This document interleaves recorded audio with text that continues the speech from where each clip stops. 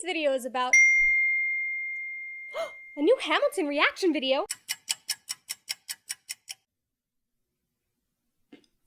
Today's video is about ADHD.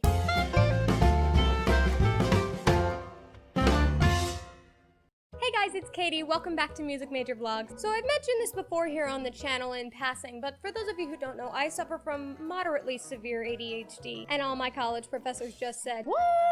Yes, I'm in my 4th year of college, and even most of the professors I've had interactions with from the beginning don't know that I have ADHD because I never put it on my university record and I try not to talk about it too much. And this is the part where all my college professors are saying, wow, that actually explains a lot. So if I don't like to talk about it, why am I talking about it now? Well, to put things simply, while I've always had to struggle with managing my symptoms with mixed success, never did I feel the crushing weight of it more than I did when school closed because of COVID back in March. Because contrary to popular belief, ADHD is a little bit more complicated than just squirrel, squirrel. The problem with trying to manage ADHD is that whatever works for you, works for you.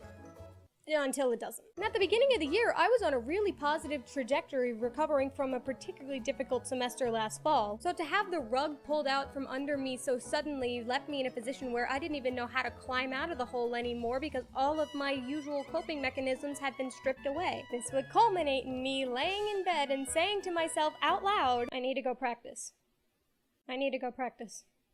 I need to go practice. And physically not being able to make myself move. All of which had me reconsidering just how much I knew about my condition and just how much it was affecting my life. I've done a ton of research in the last several months, and I've been able to see how many of my symptoms manifest themselves, especially in my studies as a musician and an education major. And October is ADHD Awareness Month, so what better time to shed some light on the daily struggles of the ADHD musician? Before we get started though, I want to give a shout out to the YouTube channel How to ADHD, where I got a lot of the information for today's episode. What? I don't have to go directly to the scholarly sources. She did it for me. This is a YouTube channel, not a research project. As such, I'd like to emphasize that I am not an expert in any of this information, and if you'd like to know more, there's a ton of research that I'd recommend checking out. With that out of the way, let's get started. First things first, what is ADHD? Attention Deficit Hyperactivity Disorder is a neurodevelopmental disorder defined by the American Psychiatric Association in the Diagnostic and Statistical Manual of Mental Disorders, or DSM. Despite the name, ADHD is not a deficit of attention. Rather, it is difficulty regulating or effectively shifting our attention. This means that sometimes our brains can jump from one thing to the next, and other times we can hyper-focus on one thing and it can be hard to pull ourselves away. But Katie, everybody has trouble focusing sometimes. Stop. We also all get sad sometimes. That doesn't make us all depressed. You'll often hear some people say that ADHD isn't real. It's a made-up excuse for kids to be lazy and misbehave. I'm not that easily offended, but it's nice to know that my daily struggles aren't real to you. ADHD is characterized by a number of differences in brain function and structure. It's unclear what exactly causes ADHD, but research shows that genetics are a pretty big factor. Brain scans of individuals with ADHD show reduced activation in the prefrontal cortex, which is responsible for attention control, emotional regulation, and impulse control. The ability to regulate our attention is part of what's called our executive functioning system, which is why ADHD is often referred to as an executive functioning disorder. Our executive functioning system is responsible for things like working memory, planning and management, and sustaining effort toward a goal. In addition, research on ADHD shows that we have a chemical imbalance in our brain caused by a deficit in dopamine and norepinephrine. Can you just put it on the screen? Thank you. I got a 3 on the AP Psych exam. These two hormones are part of our brain's reward system, and they are what keeps our brain stimulated. As such, a deficit in dopamine means that ADHD brains are chronically understimulated, which in turn makes it harder for us to perform well on any given task. To illustrate just how big a difference that is, this is a neurotypical brain, and this is an ADHD brain. Yeah. To make up for that difference, people with ADHD are constantly searching for ways to stimulate their brain, and things that are not stimulating to us can be almost painful. This is why we tend to be on our phones a lot. They're a handheld dopamine machine. And I'm sure I don't need to explain why our constant search for stimulation combined with a lack of impulse control can get us into trouble, but we'll get to that later. ADHD is diagnosed based on symptoms of inattentiveness and hyperactivity or impulsivity, and it can be diagnosed in both children and adults. There are 3 main types of ADHD.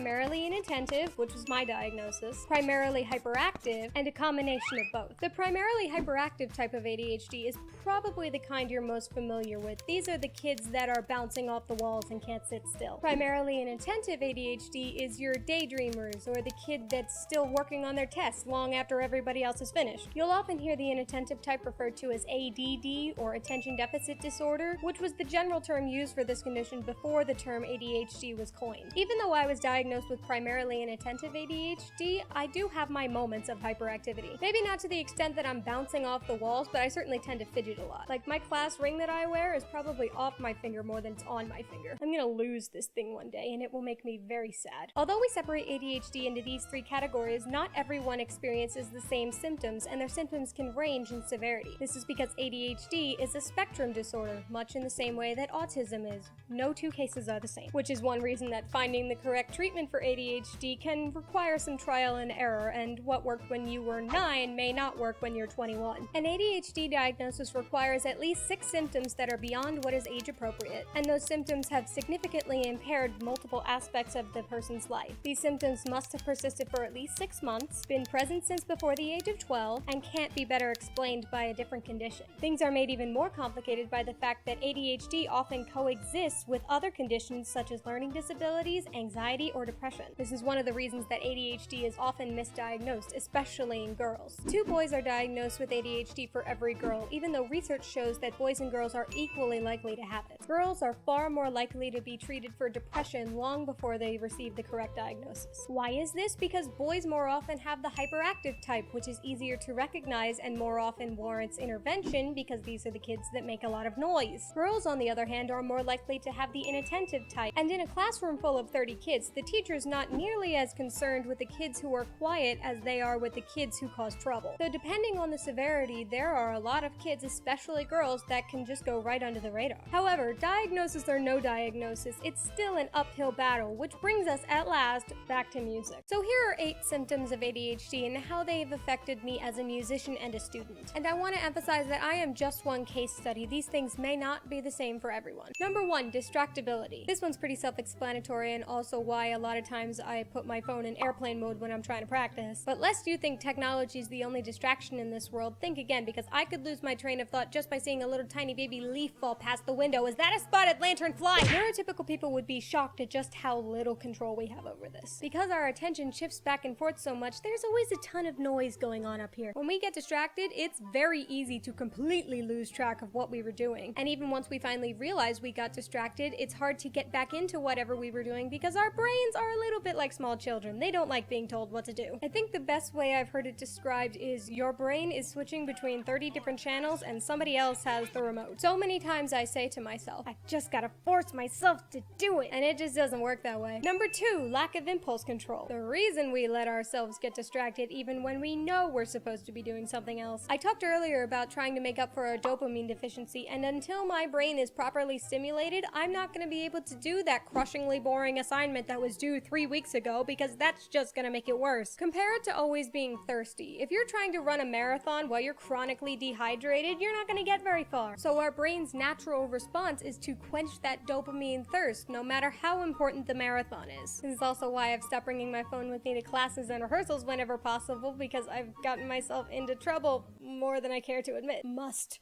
read unopened message. Number 3, hyperfocusing and an inability to effectively shift our attention. Is this the part where I confess that I wrote a good chunk of the script for this episode sitting in a practice room with my horn on my lap? Sometimes this can work in our favor. When I get hyperfocused on whatever I'm practicing, I could practice all day, or at least I would if my lips had unlimited stamina. But when I've been hyperfocusing on something else, it can be nearly impossible to rip myself away. For example, a couple weeks ago I was editing my latest video and I had to stop and go to the music building because I had a certain window of time booked in the practice room. Side note, our practice room booking system is a new thing this semester, and it's to make sure that the rooms have time to air out between 2 people, because you know, COVID. I thought I was gonna absolutely despise this system, but as it turns out, I really love it because it forces me to commit to a time to practice before I can change my mind. However, even though I managed to get into the practice room that day, I still didn't get a lot done because I couldn't pull my mind away from my unfinished video to focus on playing my horn. On the flip side of that, there's also been days that I've gone in so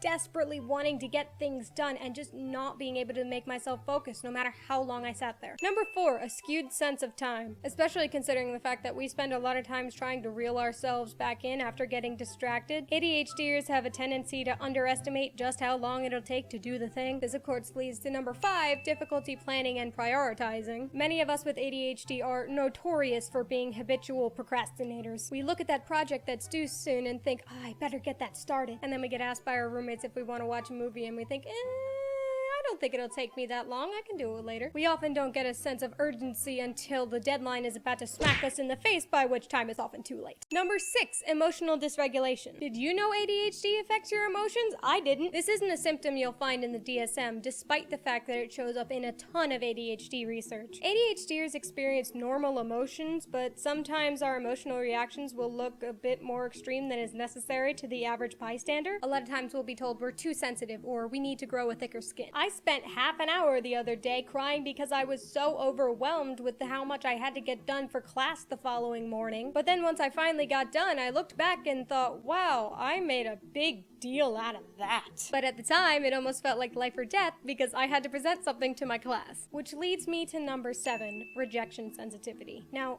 no one likes rejection. But for those of us with ADHD, with our extreme emotions, rejection or criticism can hurt much more than it does for neurotypical people, especially if it's coming from someone we respect. Our emotional response to rejection, or even the threat of rejection, can be debilitating, restricting, and sometimes even cause physical pain. So you can just imagine audition day. I don't think I need to elaborate there. This fear of rejection inevitably leads to number 8, perfectionism. I think it's fair to say that most musicians are perfectionists to a certain degree. But those of us with ADHD tend to set unreasonably high standards for ourselves that of course we'll never meet. High standards are good, but when we set them too high, then when we inevitably fail to meet them, it can lead to a debilitating sense of shame. This is one reason depression can often be a result of untreated ADHD. But I don't want to give you the wrong impression. It's not all bad, not by a long shot. There are some ways that ADHD can be an advantage. We're often very creative people. We think outside the box, or possibly didn't even know there was a box to begin with. We like to try new things. We often try to put our hand to as many different projects as possible, because how else would I have become a YouTuber? And when our focus is channeled effectively, we can be very efficient and thorough. It may take me 3 extra weeks to finish a project, but damn it, it's gonna be pretty. A lot of times we'll notice little details that other people may have overlooked, which makes us good problem solvers. That said, there are definitely daily challenges we need to manage. So how do we treat ADHD? What accommodations do we need to be successful? Well, as previously noted, every case is different, so there's no one-size-fits-all treatment for ADHD. So here are some possible options to consider. Number 1, stimulant medication. There is a huge stigma around stimulant medication, largely influenced by the fact that so many people abuse it. Let me make something very clear. Stimulant medication, when prescribed and taken under medical supervision, can tremendously change the lives of people with ADHD for the better. And no one should have to feel ashamed for taking a medication that they require to function. When well-meaning people warn of the dangers, they put the idea in people's heads, including people with ADHD, that it's just as dangerous as doing street drugs and that we shouldn't need to take it and that we should learn to live without it. I'm not immune to that either. Even as recently as a year ago, I would say that I didn't want to be on my medication forever because I thought as an adult I could handle it. But as soon as I tried to lower my dosage, the results were disastrous. To those of you who use stimulants illegally, whether it be to get through finals week or finish that project for work, please understand that what you're doing makes it infinitely more difficult for the people who actually rely on that medication to get it. The more people abuse stimulants, the more difficult it becomes to get an ADHD diagnosis and the more difficult it becomes to get medicated. If you have ADHD or if you have a child with ADHD, please do your research and talk to your doctor before you write off medication as a possible treatment, because even though all medications come with their risks, not treating ADHD also comes with major risks. And keep in mind that once you start your medication, it will take your body some time to get used to it, and it may take some trial and error to find the right medication and dosage. My medication was a complete